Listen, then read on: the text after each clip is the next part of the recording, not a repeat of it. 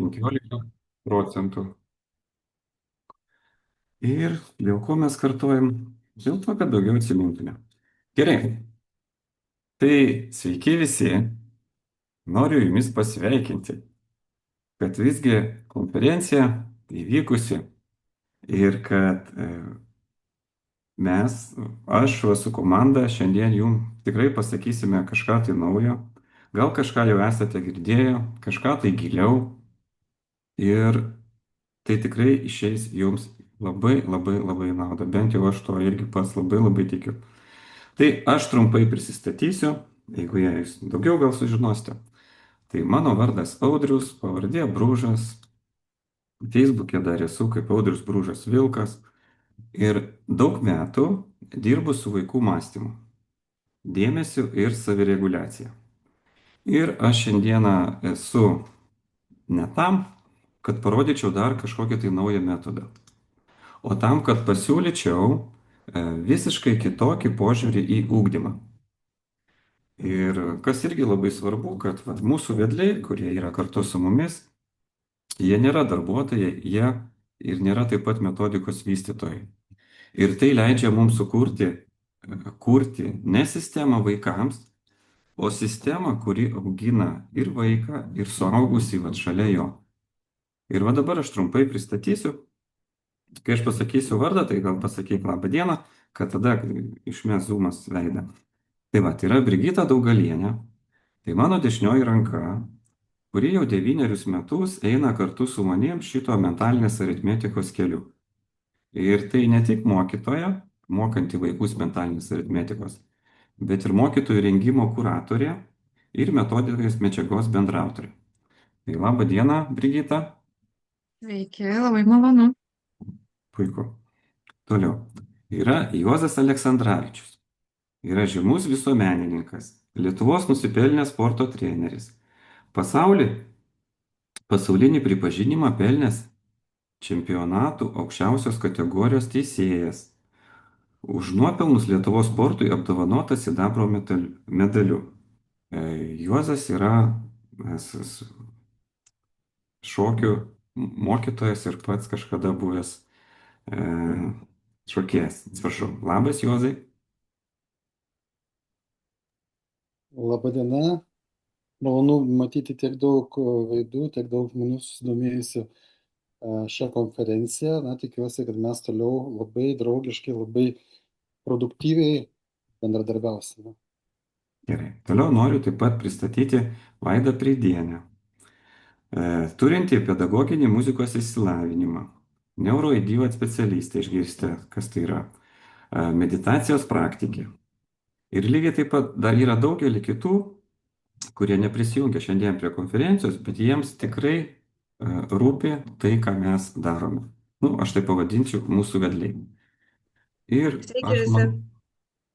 aš manau, kad jau galėsiu jungti skaidrės trumpai. Tai va, toks trumpas pristatymas. Gerai, jeigu leisit, aš pradėsiu. Tau savo skaidrės. Vis prisijungia žmonės, tai nežinau, ar aš matysiu paskui, ar aš matysiu tai, ką, kad galėčiau. Viskas labai gerai.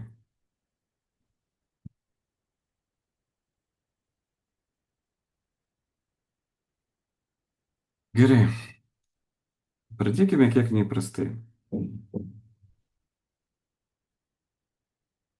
Pradėkime ne nuo informacijos, ne nuo skaidrių ir ne nuo metodų, o paprasčiausia nuo buvimo. Zoom tai nėra įprasta, bet labai reikalinga. Nes šiandien mūsų dėmesys ateina jau pavargęs.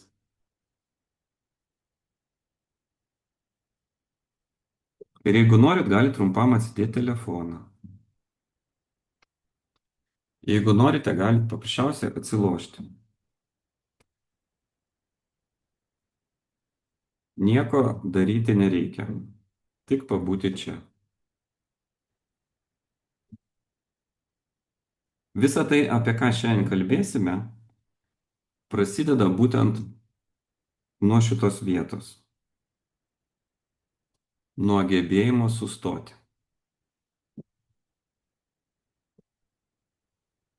Ir dabar galime judėti toliau.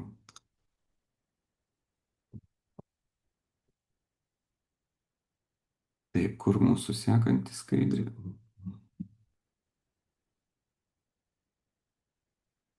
Nu, kur mūsų sekanti skaidrė? Va.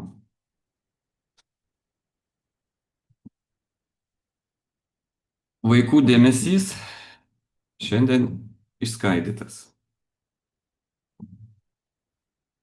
Šita frazė šiandien nekelia ginčių. Ji kelia tik nuovargį. Mes tai matome visi. Mokyklose, klasėje, namuose. Vaikai blaškosi, greitai pavargsta ir jiems sunku išlaikyti dėmesį.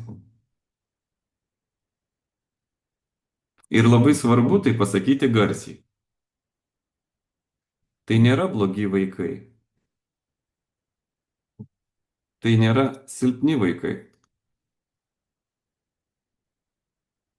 Tai vaikai, kurie gyvena pasaulyje, kuris juda greičiau, nei jų nervų sistema spėja prisitaikyti. Ir tas greitis ateina visur. Per ekranus, per tvarkaraščius, per lūkesčius. Jūs tai matote kiekvieną dieną. Ir labai tikėtina, kad jau bandėte daug sprendimų. Todėl prieš ieškodami dar vieno metodo, turim atsakyti savo į vieną klausimą. Ar mes tikrai sprendžiame priežastį? Ir va čia pereinam prie kitos minties.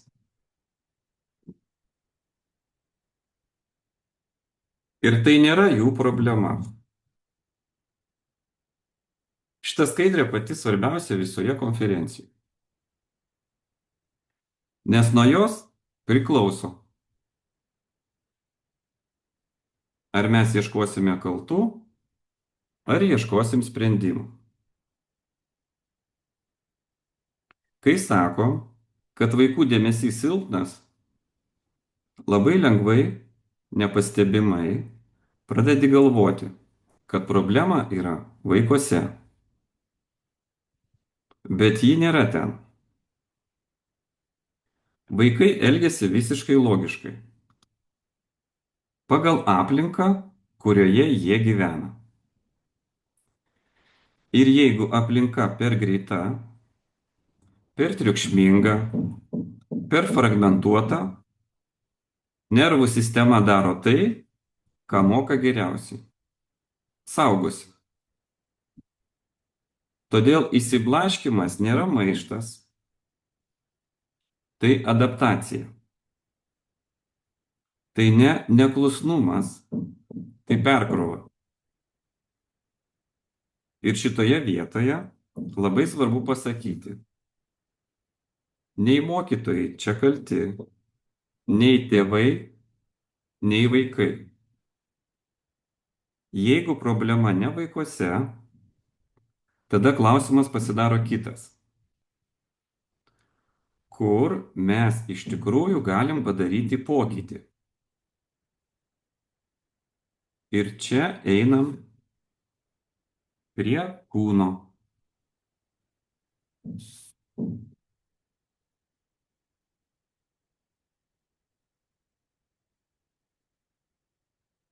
Šita schema atrodo labai paprasta. Bet joje telpa beveik viskas, apie ką šiandien kalbam.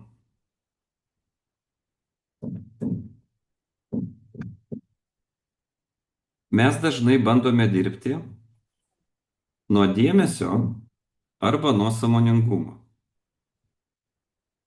bet praleidžiame patį pagrindą - kūną. Jeigu kūnas įsitempęs, jeigu kvėpavimas paviršinis, jeigu judesio per mažai, dėmesys tiesiog neišsilaiko. Dėmesys nėra valios pastanga. Tai būsena. Ir ta būsena gimsta kūne. Sąmoningumas čia nėra filosofija. Tai gebėjimas būti čia su tuo, ką darau, be vidinio triukšmo. Kai vaikas sėdi ramiai, kvėpuoja, jaučia savo rankas, mokymasis vyksta natūraliai. Ir kol mes mokyklose bandysime keisti tik turinį, nepaliesdami kūno, tai pokytis bus trumpalaikis. Ir iš čia atsiranda kita labai svarbi mintis.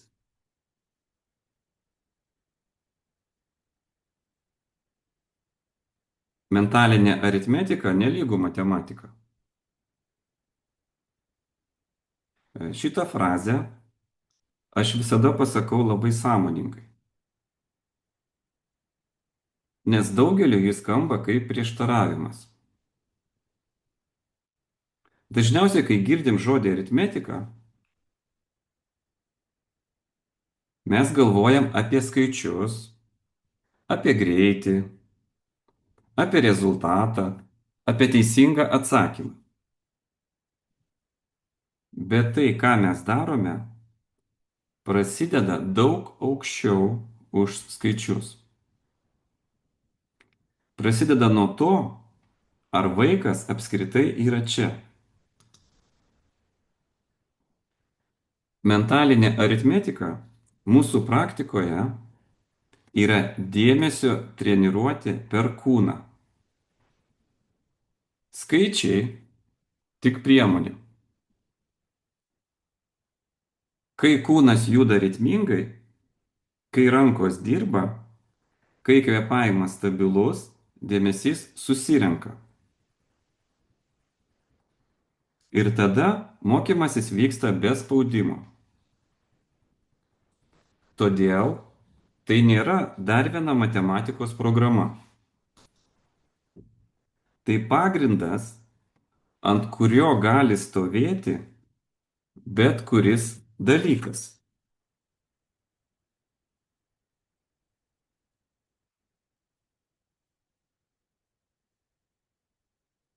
Kas man yra mentalinė aritmetika? Noriu labai trumpai pasakyti, iš kur aš apie tai kalbu.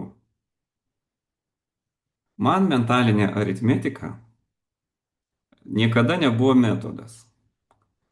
Ir tikrai ne matematikos pagreitinimas. Aš dirbau su vaikais ir mokytojais. Ir pamačiau vieną pasikartojantį dalyką. Vaikai žino, bet jie nėra savyje. Jie stengiasi mokytis, bet jų kūnas įsitempęs, o dėmesys išsisklaidęs. Mentalinė aritmetika man tapo būdu vaiką grąžinti ne prie skaičių, o prie savęs. Prie rankų, prie ritmo, prie buvimo čia. Ir kai tai vyksta, mokymasis pradeda vykti savaime. Todėl šiandien aš kalbu ne apie metodiką, o apie sąlygas, kuriuose vaikas vėl gali mokytis.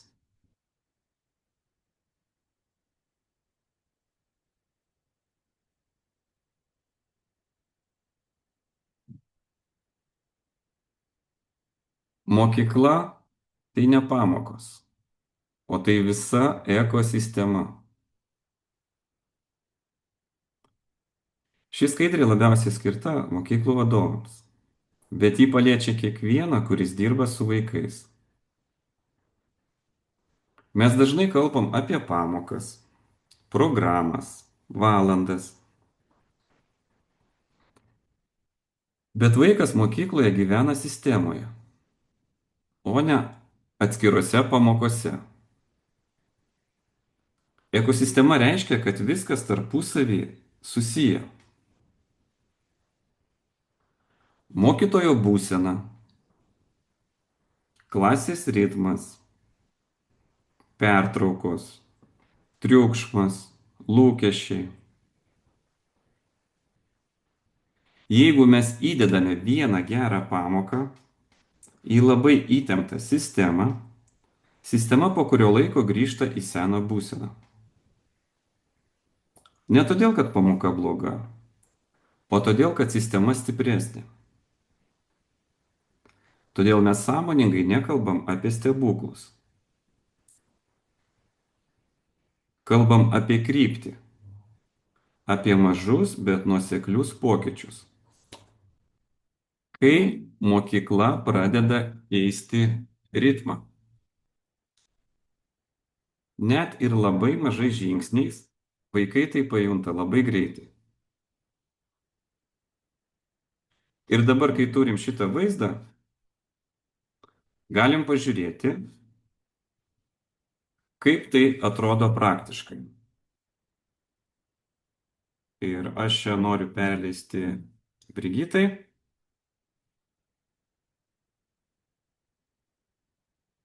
Brigita, tu esi su mumis? Ačiū, Audriau, labai. Taip. Tai, kaip Audrius mane ir pristatė, esu kuratorė, gal projekto vystytoja kartu su Audrium. Nežinau, turbūt daug ką apimu ir mokytoja, ir pavaduotoja, viskas viename. Tas žmogus, kuris nori tęsti ir daryti šitą dalyką kartu su Audrium, bendramintė šito dalyko. Tai irgi pasidalinsiu skaidrėm. Dar Audrius nepaminėjo, kad mes jau 9 metus, 9 sezoną tai darome ir vykdome šitą veiklą. Tai dabar irgi įsijungsiu skaidrės. Parodyti.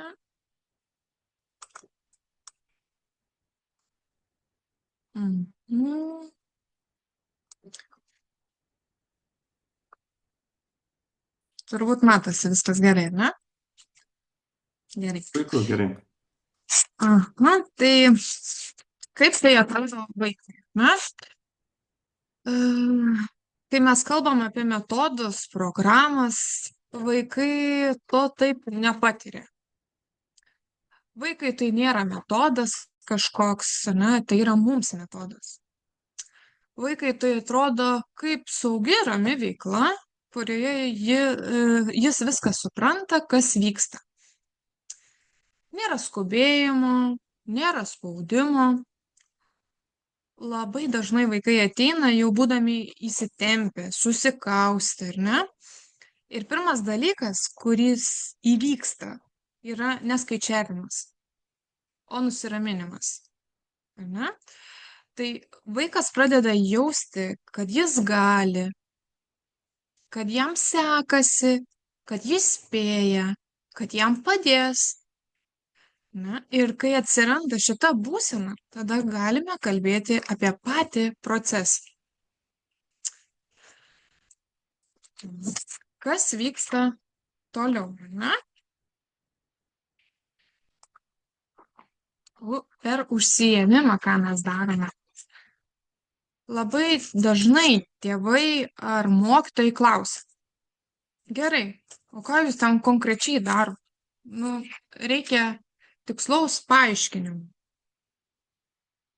Tai užsiėmimai pas mus turi aiškią struktūrą, Vaikai žino, kas bus pradžioje, kas vyks toliau ir kada veikla baigsis. Viskas labai aiškiai, tiksliai struktūruota. Yra judesys, yra ritmas ir yra rankų darbas. Visas šitas metodas padeda vaiką surinkti į save. Mes neskubinam vaikų, kiekvienas dirbam savo tempu, be lyginimo, be vertinimo. Ir labai dažnai mokymasis vyksta netikėtai, ne per pastangą, o per būseną, kaip jis jaučiasi. Kai vaikas jaučiasi saugus, galime pamatyti tikruosius pokyčius.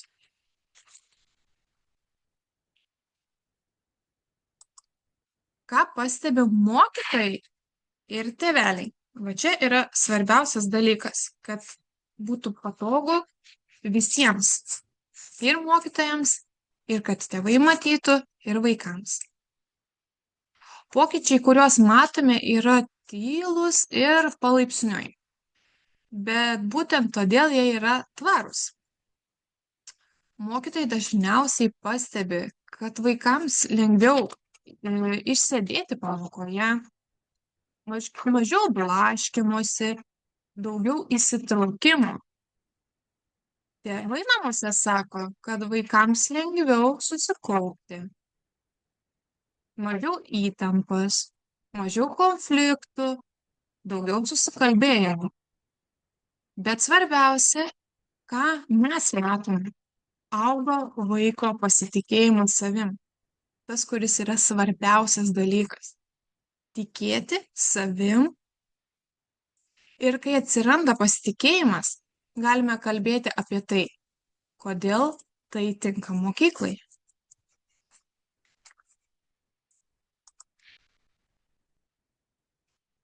Šitą klausimą mokyklos užduoda labai teisingai. Kodėl tai tinka? Pirmiausia, tai saugu vaikams. Nėra rizikingų praktikų, nėra spaudimo, nėra krūvio didelio. Mokyklai tai aišku, nes yra struktūra, ritmas ir aiškios ribos. Tai nedidelis chaosas, kurio negalėtumėm sutvarkyti. Tai labai tvarkinga veikla. Šią veiklą lengva integruoti į mokyklos dieną. Ji nekonkuruoja su pamokomis, jas palaiko, netgi padeda. Mokytojams nereikia visko keisti iš karto. Užtenka mažų nuoseklių žingsnių. Ir kai mokykla mato, kad tai veikia ramiai ir stabiliai, atsiranda labai svarbus klausimas. O kaip tai įtraukti tėvus? Va čia ir iškyla klausimas. Kaip mes galėtumėm tai padaryti? Ne? Tai norėčiau perleisti žodį Audriui toliau, pratęsti visą tai. Gerai, ačiū, Brigita. Ir dabar ten gal nustok bendrinti. Aš įjungsiu. Va, ačiū.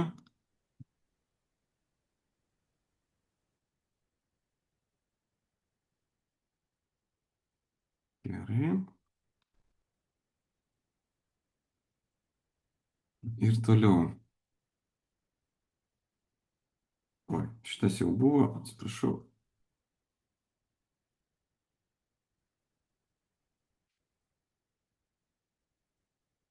Gerai.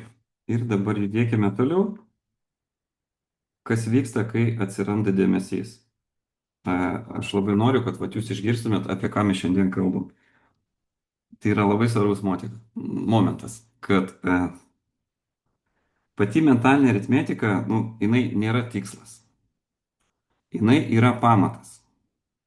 Ir nuo savęs pridursiu, ne veltui Japonijoje už 4 metų bus 100 metų, kai jinai yra bendro ugdymo programoje. 4 metų yra mokymosi programa, yra įtraukta. Ir kai vaikas išmoksta būti dėmesyje, atsiranda kitas natūralus klausimas. Vat, ką su to dėmesiu daryti? Ir šioje vietoje natūraliai atsiranda vat, kitos sritis. Tai yra finansinis sąmoningumas, e, kad vaikas suprastų vertę. Didžiausia vertė visų pirma tai yra jisai pats. Kaip tai tada jo vertė lemia visus kitus pasirinkimus. Atsakomybę. Sekantis žingsnis tai yra savęs pažinimą. Kad vaikas suprastų savo emocijas, santykius ir ribas. Ir va, tai nėra atskiros programos, tai yra, pavadinkime, vienas kelias, kuris yra skirtingas vaiko augimo tarpsniais.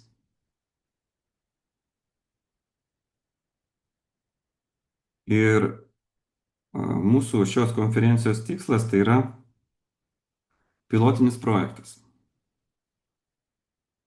Mes šiandien nekalbam apie naują metodiką. Mes kalbam apie kryptį. Ir labai svarbu pasakyti, kad jums šiandien nieko nereikia nuspręsti. Nereikia registruotis, nereikia įsipareigoti. Pilotas tai yra saugus būdas pažiūrėti, kaip tai veikia būtent jūsų mokyklose. Mažų mastų, be rizikos. Ir jeigu jūs jaučiate, kad jūsų mokyklai dabar svarbus vaikų dėmesys, ramybė, vidinė būsena, tai gali būti jums. Ir po konferencijos, kai mes išsiųsime šio video įrašą, ten bus taip pat anketa, kurie norės tiesiog pabandyti. Be spaudimų, be įsipareigojimų, tiesiog. Ir prieš pereinant prie klausimų atsakymų, kurių gavom tikrai nemažai, vėlgi, reikėtų tiesiog tylos, kad mums kiekvienam nukristų tai, ką mes šiandien išgirdom.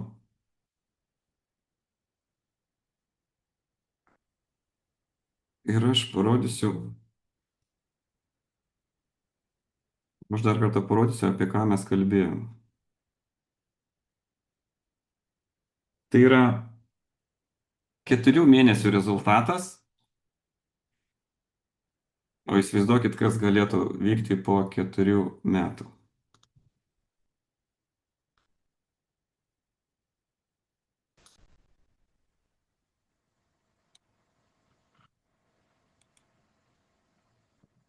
Tai va, tai žiūrėkit, ar jūs pastebėjote, kad va, mūsų būrelis padeda jums įprastoje mokykloje? Kas nori pasidalinti? Galiu. Jo padeda su eilėraščiais, nes šiaip dabar labai greitai išmokstu, nes šiaip tai labai sunkiai nuo mažens. O man tai mintinai greičiau moku dabar skaičiuoti, pastebėjau, nes anksčiau, normaliai būdavo, bet dabar daug greičiau. Man tai lengviau, pavyzdžiui, kokius anglų žodžius duoda, pavyzdžiui, 40 žodžių ir jūs gali lengvai išmokti per 10-15 minučių. Arba, pavyzdžiui, draugas pasako kažkokį sakinį ir tu jau po to visą dieną gali po to galvoti apie jį ir, sakinį tą. Tai visą dieną po to prisimenu. Ok, puiku. Gerai. Dabar perėsim prie klausimų, atsakymų, kuriuos jūs galite taip pat rašyti arba pasakyti garsiai, bet pradžioje aš pradėsiu nuo tų klausimų, kuriuos uždavėte rašydami anketas. Gerai?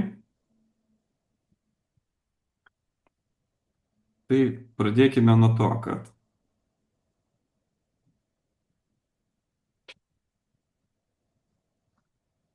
kuo mes skiriamės nuo paprasto būrelio? Kad būrelis paprastai moko įgūdžių, o šis modelis pirmiausia dirba su vaiko būsena. Kai būsena rami, bet kuris įgūdis mokosi greičiau. Ir mes tiesiog pradedam nuo pagrindo. Taip, ar tai tinka visiems vaikams? Tai netinka visiems vienodai ir tai yra normalu. Todėl ir siūlome pilotą, kad mokykla galėtų pasižiūrėti, kaip tai veikia būtent jų vaikams. Ar tai saugu? Taip, tai viena iš pagrindinių mūsų ribų. Nėra jokių rizikingų praktikų, jokio spaudimo, jokio vaiko stumimo per prievartą ir vaikas gali visada sustoti. Ar reikia specialiai paruoštų mokytojų? Ne iš karto. Pradžioje užtenka aiškios struktūros ir palaikymo, kaip tas vyksta. Ir jeigu mokykla nusprendžia eiti toliau, mokytojai įtraukiami palaipsniui. Ar tai dera su ugdymo programomis? Tai nekonkuruoja su programomis, tai padeda joms veikti. Kai vaikas turi dėmesį į ramybę, programos pradeda veikti taip, kaip buvo numatyta. O kaip su tėvais, jei jie nepritarė? Mes nieko neverčiame. Jeigu nėra tėvų palaikomo, modelis neveikia ilgalaikėje perspektyvoje.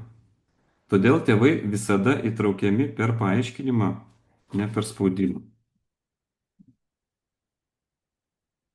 Kiek laiko reikia, kad pamatytume pokytį? Vat pirmiausia matosi ne rezultatas, o būsena. Ramybė, dėmesys, pasitikėjimas atsiranda gana greitai. Akademiniai pokyčiai ateina vėliau. Nu, vat kaip jūs matėte, iš praktikos 4 mėnesių jau užtenka. Ir ar tai tinka visoms amžiaus grupėms? Principas tinka visiems, forma pritaikoma pagal amžių. Ir va todėl pilotas leidžia tai pasitikrinti be įsipareigojimo. Ir mes nekalbam apie dar vieną kažkokią tai trumpalaikę iniciatyvą. Mes kalbame apie kryptį, ne apie projektą, bet apie mažą ilgalaikį poslinkį. Šiaip iš tikrųjų nuo savęs pridėsiu. Kai prieš 9 metus aš pradėjau šitą veiklą daryti, aš jau tada turėjau kažkokią galvoje kvailą mintį, viziją pakabintą, kad tai turėtų būti kažkoks pagrindas visoje ugdymo sistemoje. Ir dabar sekantis klausimai.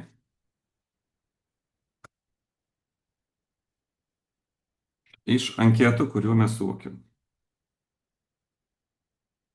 Kaip tai atsispindi vaiko loginių mąstymų ir dėmesys teksto suvokimui? Teksto suvokimas nėra vien skaitimo technikos klausimas. Tai loginio mąstymo ir dėmesio bendras darbas. Vaikas gali mokėti skaityti techniškai, tačiau nesuprasti, ką perskaitė, jeigu nėra išvystyti kiti gebėjimai. Ir todėl šiandien ši problema yra labai aktualu. Šiuolaikiniai mokiniai dažnai skaito greitai, bet paviršutiniškai. Jiems sunku išlaikyti mintį per kelis sakinius, sekti teksto logiką ir susijęti priežasties bei pasiekmės ryšius. Tai rodo ne skaitimo, o mąstymo ir dėmesio spragas. Ir iš ko susideda teksto suvokimas. Norint suprasti tekstą, mokiniui reikia išlaikyti dėmesį per tam tikrą laiką, sekti minties grandinę, atpažinti loginę struktūrą, kas svarbu ir kas antraeiliai, ir daryti išvadas ir prognozes, kodėl taip įvyko ir kas gali būti toliau. Loginio mąstymo vaidmuo, jo užduotis yra moko sekti seką, išlaikyti sąlygą, pastebėti dėsningumą ir grįžti po klaidos. Tie patys gebėjimai yra būtini ir teksto suvokimai. Be dėmesio nėra nei loginio mąstymo, nei teksto suvokimo. Dėmesys leidžia nepamesti minties, sugrįžti prie teksto ir sujungti atskiras dalis į visumą. Ir vat mūsų požiūris, kad mąstymo ugdymas neturėtų būti skaidomas į atskirus dalykus. Stiprinant dėmesį ir loginį mąstymą, natūraliai gerėja ir teksto suvokimas visose mokomųjų dalykų srityse. Tekstų suvokimas gerėja ne nuo ilgų tekstų, o nuo stipresnio dėmesio ir loginio mąstymo.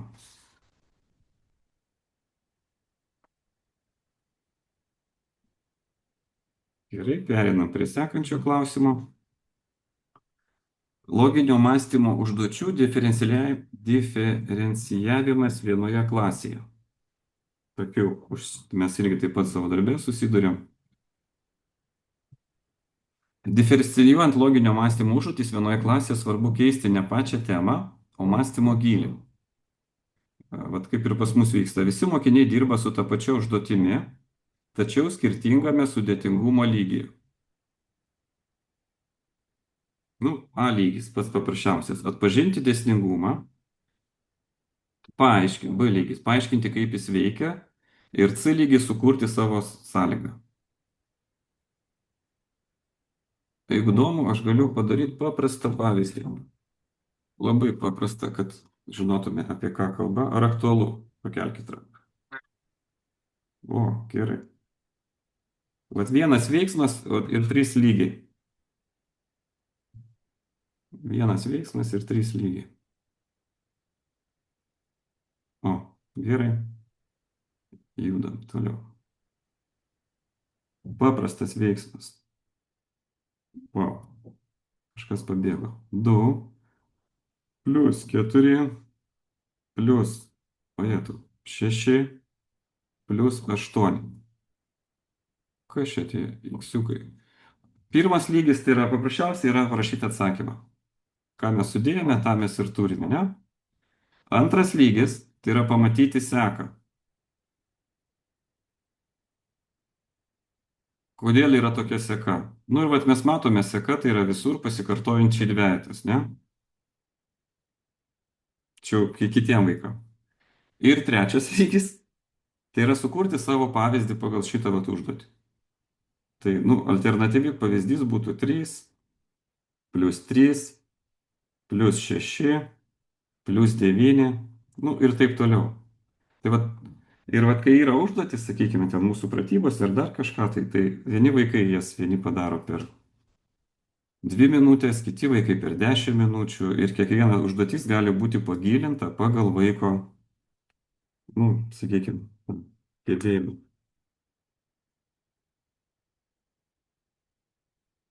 Toliau. Gerai, gal turim klausimų? Dėmesio koncentracija ir mentalinė aritmetika. Tai va čia turbūt labiausiai vėl aktualu, kad dėmesio koncentracija tai nėra įgimta vaiko savybė ar charakterio bruožas. Tai treniruojama neurokognityvinė funkcija. Ir mentalinė aritmetika yra viena iš sistemų, kuri kryptingai ugdo dėmesį per struktūrizuotą veiklą. Kodėl šiandien vaikams labai sunku susikoncentruoti? Dabar žiūrėkite. Šiuolaikiniai vaikai gyvena nuolatinio dirgiklio srauto aplinkoje. Ekranai, greita informacija, dažnas perjunginimas. Tai yra silpnina gebėjimą išlaikyti dėmesį. Mokykla dažnai reikalauja koncentracijos, tačiau ne visada turi sistemą, kaip ją nuosekliai ugdyti. O dėmesio koncentracija susideda iš 3 pagrindinių komponentų. Tai dėmesio aktyvavimo, tai gebėjimo pradėti veiklą. Paskui antras yra dėmesio išlaikymo, tai gebėjimas likti užduotyje. Ir dėmesio grąžinimo. Gebėjimas sugrįžti, jeigu dėmesys buvo pamestas. Ir kaip mentalinė aritmetika padeda ugdyti dėmesį. Mentalinė aritmetika nemoko vaiko susikaupti per raginimus, o jis sukuria struktūrą, kurioje dėmesys treniruojamas natūraliai. Mentalinė aritmetika pradeda aktyvuoti dėmesį per aiškiai užduoties pradžią ir konkretų veiksmą. Ji padeda išlaikyti dėmesį per trumpus ir pasikartojančius ciklus ir aiškų ritmą. Vat ritmas čia tokį reikėtų įvesti labai sąlygą. Ir, ką svarbiausia moko mentalinė aritmetika, tai dėmesio grąžinimą. Jeigu tu suklydai, praradai vaizdinį, tu vėl viską gali atstatyti seką iš naujo. Ir nauda visai klasiai. Mentalinė aritmetika leidžia dirbti su skirtingų gebėjimų mokiniais vienu metu. Jis sukuria bendrą ritmą, kuriame kiekvienas vaikas treniruojasi tuos pačius dėmesio mechanizmus, nepatirdamas spaudimo ar lyginimo. Mentalinė aritmetika stiprina dėmesio koncentraciją ne per reikalavimą susikaupti, o per struktūrą, kurioje vaikas nuolat mokosi į ją sugrįžti.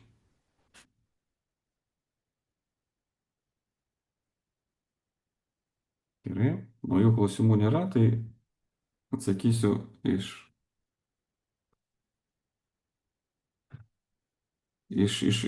užduotų. Taip, tai dabar žiūrėkite. Labai buvo konkretus klausimas, kaip dirbti su vaikais, kai jie naktį praleidžia telefone, ateina į pamokas visiškai išplaukę ir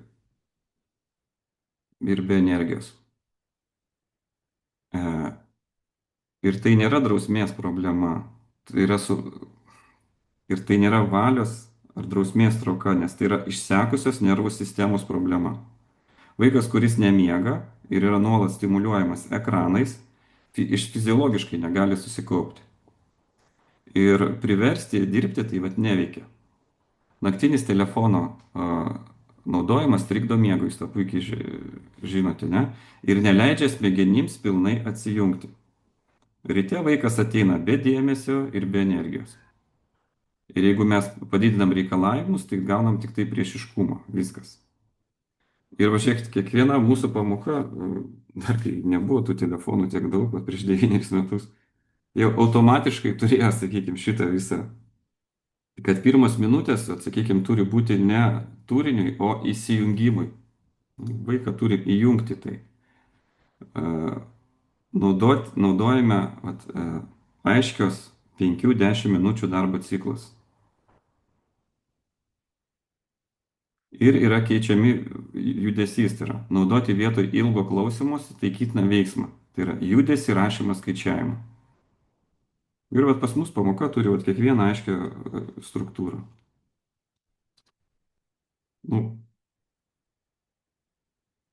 Jeigu įdomu, galiu pasakyti 5 minučių vaiko įjungimo ritualą. Ar įdomu? Svarbiausia, kad tai vyktų kiekvieną pamoką. Čia know-how tokie. Išduosiu jums jos konferencijos dalyviams. Tai ką pirma? Ritualo tikslas yra nepriversti dirbti nervų sistemą, o pažadinti dėmesį. Tai pats pirmas, tai nuo ko mes ir pradėjome šią konferenciją, tai yra tyla. Mokytojas visada sako vieną ir tą patį sakinį. Dabar 1 minutę ruošiamės darbui. Jokių paaiškinimų, jokių stimuliavimų, jokių nieko, viskas. Ir pasirenkamas vienas veiksmas, fizinis veiksmas kūno, kuris yra kasdien kartojamas. Tai mokytojas gali jų pasirinkti įvairiai, tai patys paprasčiausi veiksmai, 10 lėtų pritūpimų, ten pirštų sujungimai, kažkokie tai. Taip, delnų spaudimas 10. Idealiausiu atveju, tai aišku padaryti apšilimą. Tai yra kaip įjungimas šitų visų sistemos, kad tu duodi stimulą, kad jisai pradeda jungtis viskas. Paskui. Trumpa, aiški veikla be paaiškinimo. Ir dėl ko tos apšilimus darau aš kartu su vaikais, kad vaikas, jis mato pavyzdį ir daro tą patį, ką daro mokytojas. Tiksliau, galim sakyti, jis perima mokytojo būseną. Ir paskui eina jau pamokos tema, ką mes darome. Ta prasme, kaip įjungimas, tada jau mokytojas uždaro tą jungimą, sakydamas, pamoka prasidėjo. Ir jau einama prie pagrindinės temos, ką mes norime išmokti. Ir reikėtų suvokti vieną dalyką, kad ritualas nekovoja su mieguistumu, nenaudoja drausmingumo ir neapkrauna informaciją. Jis sukuria pasikartojantį saugumo ir aiškumo jausmą. Ir paskui gaunasi toks po kelių savaičių vaikai pradeda automatiškai įsijungti darbą. Ir jei ritualas kasdien tas pats, jis tampa atrama nervų sistemai. Jei kasdien jisai skirtingas, jisai paprasčiausiai neveikia. Tai vat apie ką mes ir kalbėjom, kad saugumas tai yra pirmoji vietoj.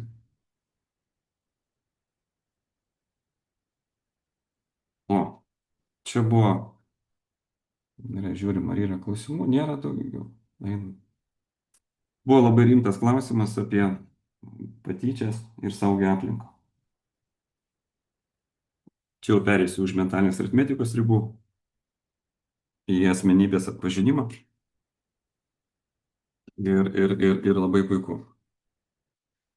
Klausimas apie patyčias ir saugią mokyklos aplinką nėra atskiras nuo ugdymo sistemos procesų. Patyčios nėra tik elgesio problema. Jos kyla iš nebrandžios savireguliacijos, vidinio nesaugumo ir nesugebėjimo atpažinti bei valdyti savo būseną. Kodėl vien prevencinės programos dažnai neveikia? Daugelis prevencinių programų orientuojasi į elgesio taisyklės ir reakciją po įvykio. Tačiau saugi aplinka neatsiranda nuo draudimo. Jie atsiranda tada, kai vaikas jaučiasi viduje saugus ir geba reguliuoti save. Iš ko realiai gimsta saugi mokyklos aplinka? Saugi aplinka gimsta iš vaiko gebėjimo valdyti emocijas, aiškios ir nuspėjamos struktūros klasėje bei bendrų veiklų, kuriuose nėra nuolatinio lyginimo ar hierarchijų. Vaikas, kuris moka nusiraminti ir atpažinti savo būsenos, rečiau tampa tiek agresoriumi, tiek auka. Mokytojo vaidmuo. Mokytojas kuria saugumą per ramų, nuoseklų buvimą, aiškias ribas ir klasės ritmą. Bet mes kalbėjom apie seką ir apie ritmą. Kai struktūra aiški, nervų sistema jaučiasi saugi, o agresyvus elgesys mažėja. Ir vat, mūsų indėlis, savęs pažinimas ir savireguliacija per NeuroID. Savęs pažinimas per NeuroID padeda vaikams atpažinti savo vidinės būsenas, emocijas ir reakcijas. Tai nėra tiesioginė patyčių prevencijos programa, tačiau jis stiprina pagrindą, ant kurio saugi mokyklos aplinka gali atsirasti. Kai vaikas geriau supranta save, jis turi mažesnį poreikį žeminti ar kontroliuoti kitą. Ir esminė mintis, kad patyčių mažėja ne tada, kai daugėja draudimų, o tada, kai ugdomas vidinis saugumas, savireguliacija ir gebėjimas pažinti save. Ir vat mes turim konkretų metodą. Man pačiam buvo nuostaba, kaip pataikoma. Trumpai užsibinsiu, kad negaliu nepasakyti. Kiekvienas iš jūsų žinote, kad pas mus yra ten smegenų pusrutuliai, ne tik tai kairys ir dešinys, bet pasirodo yra ir reptilinės, limbinės ir neokorteksas smegenys, ir jos pasirodo yra vedančios priklausomai kaip jos vystėsi. Ir tai įtakoja mūsų elgesį. Ir jeigu vaikas turi vedančias reptilinės smegenys, jam reikia daugiau veiksmo. Jeigu turi limbinės, jam reikia daugiau bendravimo su kitais. O jeigu turi neokorteksą, jam reikia daugiau iššūkių ir globalių projektų. Jie visiškai skirtingi. Ir dar lygiai taip pat ne tik smegenys, bet ir hormonai įtakoja mūsų taip. Tai vat, savęs atpažinimas pagal tą sistemą formuoja visai tavo kitokį elgesį, pavadinkim taip. Toliau. Klausimų daugiau nėra, jeigu toliau. Atsakymas dėl komandos mokymo finansavimo pagal de minimis. Taip, oficialus atsakymas yra taip. Komandiniai mokymai gali būti finansuojami per de minimis mechanizmus, jeigu jie aiškiai įvardymi kaip kvalifikacijos kėlimo ar kompetencijų stiprinimo veikla ir įgyvendinimą per savivaldybę ar projektinį finansavimą. Tokio tipo mokymai yra dažnai, apie tai mes ir kalbame. Kad mokymo programa, mūsų mokymo programa mokytojams, tiksliau gal pradžiai mokykloms, per juos mokytojams, kad turi atitikti viešojo sektoriaus finansinius reikalavimus. Ir dar vienas buvo labai svarbus klausimas, bent jau man, ir atsakymas. Kodėl iki šiol nėra mentalinės aritmetikos ilgalaikės programos pradinių klasių mokytojams? Ir šis klausimas atskleidžia ne metodikos trūkumą, o sisteminę švietimo spragą. Mentalinė aritmetika yra ne tik skaičiavimo technika, bet ir mąstymo bei darbo su savo vaiko smegenimis sistema, kurios tradicinis mokytojų rengimas iki šiol neapėmė. Ir reikėtų va, taip truputį istoriją, kaip ta mentalinė aritmetika atsirado, kad buvo kuriama vaikams, o ne mokytojams. Ir pirmieji mentalinės aritmetikos modeliai buvo orientuojami į rezultatą, greitą skaičiavimą. Tai viskas vystėsi prieš 90 metų, kai atsirado kalkuliatorius, vat, prasidėjo franšizės, visa kita, treneriai, mokyklos, instruktoriai ir veikia kaip bureliai. Ir mokytojas nebuvo laikomas šios sistemos centru, o tik vat, naudotojas. Toliau, trūksta neuroedukacinio pagrindo mokytojų rengime. Mentalinė aritmetika remiasi dėmesio vystymo, darbo atmintimi, vaizdiniu mąstymu ir smegenų pusrutulių sinchronizacija. Tačiau šiandienai pradinių klasių mokytojų rengime daugiausia dėmesio skiriama turiniui, o ne vaiko smegenų veikimo principams. Ir sistema nebuvo pritaikyta darbui su visa klase.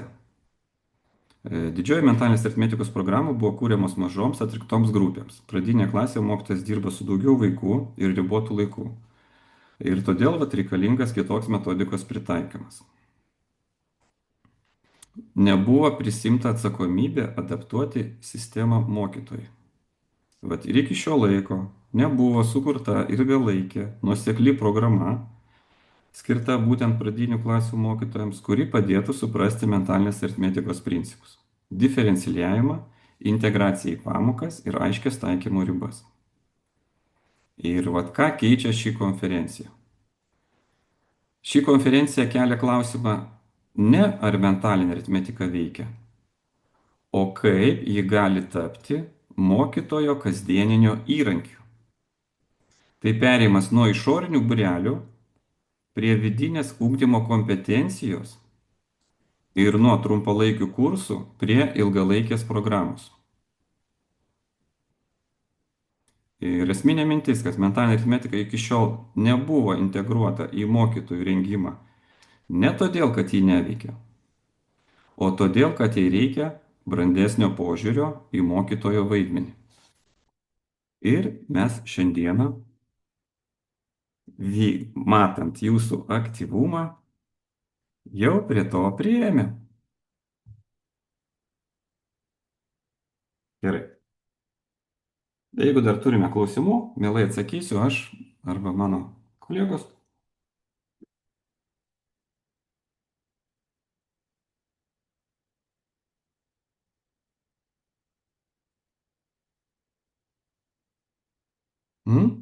Ar kas turite klausimų, gal ten reikėtų pasispausti ant mikrofono, pasakyti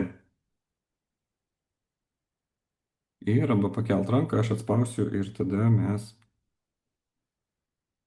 mielai atsakysime. Arba jūs galite parašyti į čatą.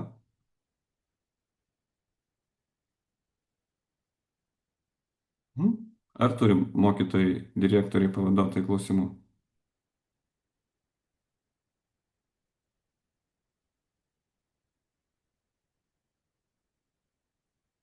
Jeigu kokio klausimo neatsakiau, galite parašyti elektroninių laiškų ir mielai atsakysiu. O po šios konferencijos mes atsiųsime įrašą, kad jūs galėtumėt pasidalinti tai su savo kolegomis, kolektyve, visa kita. Ir tie, kas norės prisijungti prie pilotinių projektų mokykloms, tiek su mentalinė aritmetika, tiek su finansų ir sąmoningumo akademija, ar asmenybės atpažinimo akademija, čia jau vyresniems vaikams, bent jau aktualu, kur stoti ir pamokytis. Tai kviesime vėlgi užpildyti anketą ir tada jau rinksimės darbinėse grupėse, kaip tą įgyvendinti jūsų mokyklose.